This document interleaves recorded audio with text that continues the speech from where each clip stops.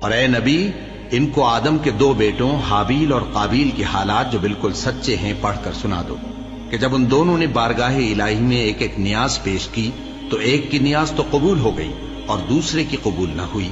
تب قابیل حابیل سے کہنے لگا کہ میں تجھے قتل کر دوں گا۔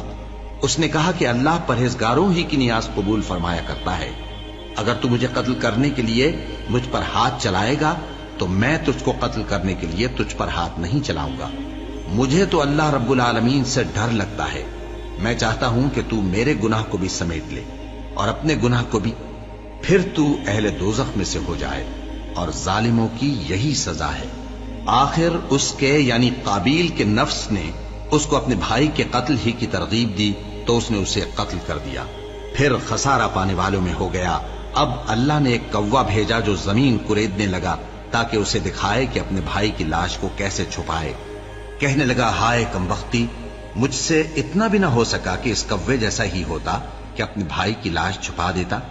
پھر وہ پشیمان ہو گئے۔ اس قتل کی وجہ سے ہم نے بنی اسرائیل کے ذمے یہ بات لکھ دی کہ جو شخص کسی کو ناحق قتل کرے گا، یعنی بغیر اس کے کہ جان کا بدلہ لیا جائے یا ملک میں خرابی کرنے کی سزا دی جائے، تو اس نے گویا تمام انسانوں کو قتل کیا، اور جو ایک انسان کی جان بچا لے تو گویا اس نے سارے انسانوں کو زندگی دے دی۔ اور ان لوگوں کے پاس ہمارے پیغمبر روشن دلیلیں لا چکے، پھر اس کے بعد بھی ان میں بہت سے لوگ ملک میں زیادتیاں کرنے والے ہیں۔ جو لوگ اللہ اور اس کے رسول سے لڑائی کریں اور ملک میں فساد کرنے کو دوڑتے پھریں، ان کی یہی سزا ہے کہ بری طرح قتل کر دیے جائیں یا سولی چڑھا دیے جائیں یا ان کے ایک ایک طرف کے ہاتھ اور ایک ایک طرف کے پاؤں کاٹ دیے جائیں یا ملک سے غائب کر دیے جائیں۔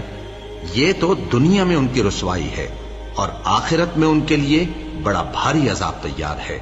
ہاں، جن لوگوں نے اس سے پیشتر کہ تمہارے قابو آ جائیں توبہ کر لی تو جان رکھو کہ اللہ بخشنے والا ہے، مہربان ہے۔ اے ایمان والو، اللہ سے ڈرتے رہو اور اس کا قرب تلاش کرتے رہو اور اس کے رستے میں جہاد کرو تاکہ کامیاب ہو جاؤ۔ جو لوگ کافر ہیں، اگر ان کے پاس روئے زمین کا سب مال و متاع ہو اور اس کے ساتھ اسی قدر اور بھی ہو تاکہ قیامت کے روز عذاب سے بچنے کا بدلہ دیں، تو ان سے قبول نہیں کیا جائے گا اور ان کو درد دینے والا عذاب ہوگا۔ وہ چاہیں گے کہ آگ سے نکل جائیں مگر اس سے نہیں نکل سکیں گے، اور ان کے لیے ہمیشہ کا عذاب ہے۔ اور چوری کرنے والا مرد اور چوری کرنے والی عورت، ان کا ایک ایک ہاتھ کاٹ دو۔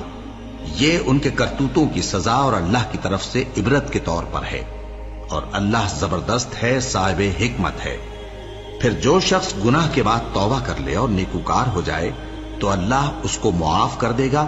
کچھ شک نہیں کہ اللہ بڑا بخشنے والا ہے، بڑا مہربان ہے۔